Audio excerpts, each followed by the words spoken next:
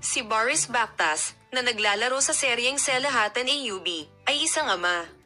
Ang makasaysayang serye ng TRT1 na si Jerusalem Conquer Selahatan AUB Boris Bakhtas ay inihayag ng isang magandang balita mula sa kanyang social media account. Ang batang manlalaro na ikinasal kay Gulam Bakhtas, ang anak na babae ng newscaster na si Sola Akbaz sa loob ng 4 na taon, ay nagbahagi ng balita sa kanyang mga tagasunod.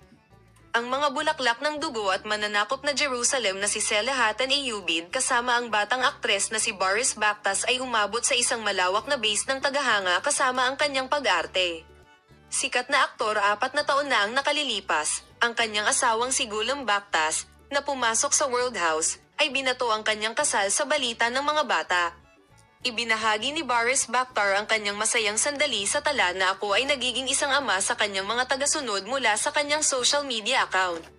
Tumanggap si Gökberk Yildirim ng isang mensahe ng pagbati. Si Gökberk Yildirim, ang batang manlalaro ng serye ng Rosgar Hill, ay isang kasosyo sa kaguluhan ng pagiging ama. Batang manlalaro Boris Bakhtas, masayang masaya ako sa ilalim ng pagbabahagi ng platform ng StoneX. Inaasahan kong makuha mo ang iyong kalusugan sa kalusugan. Ang ulan ay tumaas sa unang lugar sa listahan ng mga pagbati.